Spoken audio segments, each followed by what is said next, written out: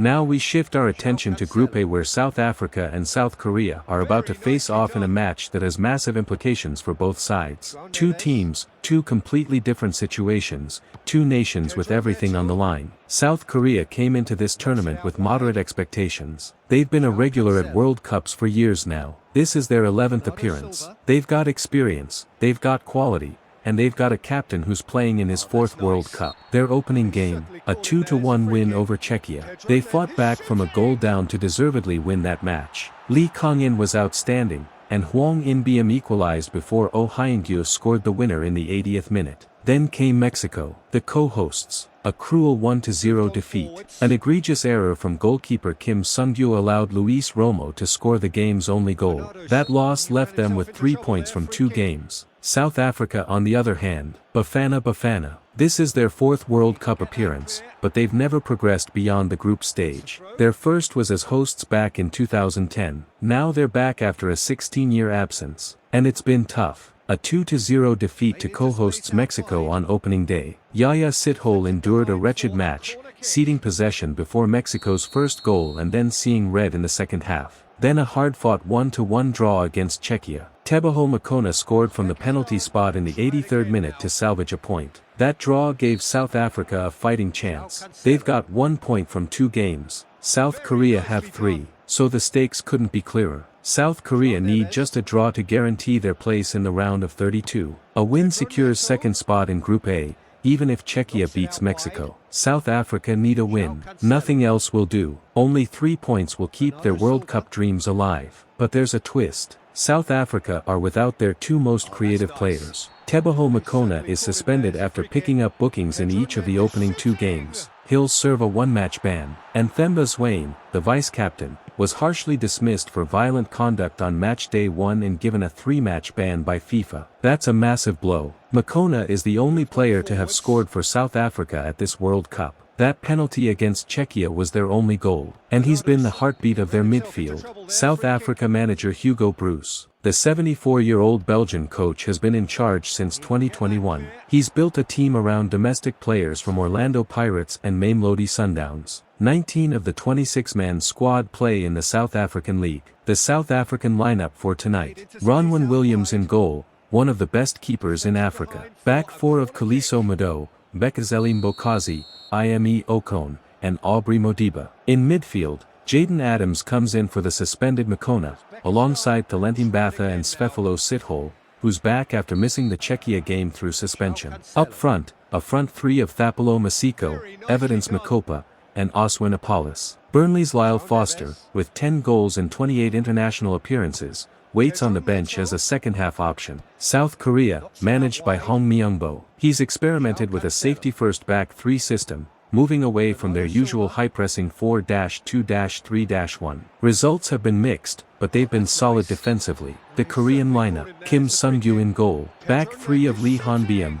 Kim Min-jae, and Lee Jae-hyuk. That's a defense anchored by the Bayern Munich star. He's been central to the 2 clean sheets they've kept in their last 5 matches. Wing-backs: Kim Moon-hwan and Seo Young-woo. In midfield, Paik Sung-ho and Hwang In-beom. Ahead of them, Lee Kang-in and Lee Jae-sung operating behind the striker. And up front, the captain, Son Heung-min. Key battle tonight: Son Heung-min versus the South African defense. The LAFC star has been uncharacteristically wasteful in front of goals so far, failing to score from 1.01 xg. But he's still the most dangerous attacker on the pitch. 56 goals in 146 caps. He's just 2 goals shy of Cha Bum-kuen's all-time Korean record of 58. He'll be desperate to break that record in what could be his final World Cup. And then we've got Lee Kang-in. Right, let's get straight into it. Brilliant. Portugal He's and got Uzbekistan, League Group winners K, medals, NRG and Stadium in Houston, and the stakes, massive for both sides. Portugal came into this tournament as one of the favorites,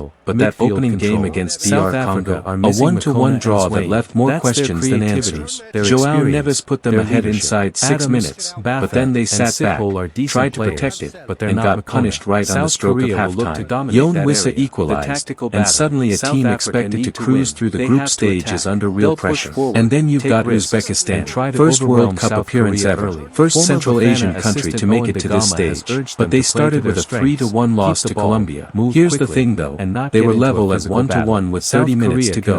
Abazbek Fazaliyev scored their first ever World Cup goal. They didn't just roll over, but 2 late goals killed them, and now they're bottom of the group with nothing to show for it. So you've got two teams that desperately need something from this game. Portugal, anything less than a win, and they're relying on other results just to get out of the group. Uzbekistan, a win here and they're right back in the knockout picture. Lose and they're probably done. Roberto Martinez has made changes for this one. Ruben Dias is back, missed the opener with a thigh injury, but he's fit and starting alongside Renato Vega in that back line. That's a huge boost for Portugal. João Cancelo at right back, Nuno Mendes on the left, Diogo Costa in goal, as always. Midfield, João Neves and Vitinha, the Paris Saint-Germain duo, holding it down. Bruno Fernandes ahead of them as that number 10, and up front, Bernardo Silva on the right, Pedro Neto on the left, and up top, at 41 years old, Cristiano Ronaldo. Now Fabio Cannavaro, yes, that Fabio Cannavaro, World Cup winner with Italy in 2006, he's the Uzbekistan manager. He's gone with a 3-4-3, trying to keep things compact. Utkur Yusupov in goal, Abdulkadir Kuzanov, the Manchester City defender, anchoring that back three. And up front, Eldar Shomurodov leading the attack with Fazaliyev and Uranov alongside him. One thing to note, these two have never played each other before. Never. Not in a friendly, not in a competitive match. This is a first.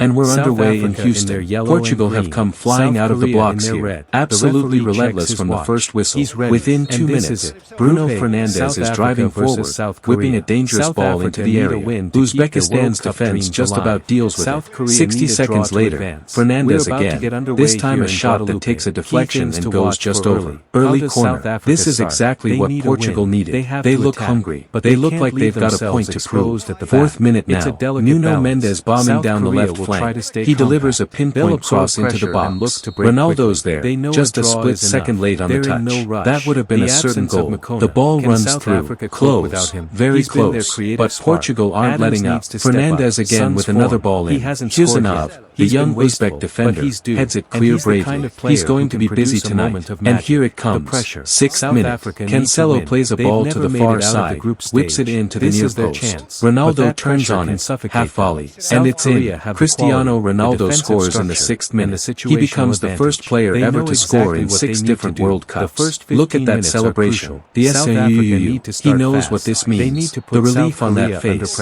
After all the criticism after the Congo game, quiet performance, no goals. He silenced the doubters in the most emphatic way possible. Portugal 1-0 up. Exactly the start they needed. And they're not stopping there. 8th minute. Cancelo's involved again. Great ball into the area. Ronaldo's there. He's turned and hit it. Just wide this time. He could have had 2 already. But the message is clear. Portugal are here to make a statement. 9th minute now. João Felix is chopped down on the end line. Great position for a free kick. It's the kind of area where you back Fernandes or Ronaldo to create something. 10th minute. Fernandes plays it to the near post. The Uzbekistan keeper just about gets a punch on it. Clears the danger for now. This is relentless pressure from Portugal. The Uzbekistan defense just can't get out. Every time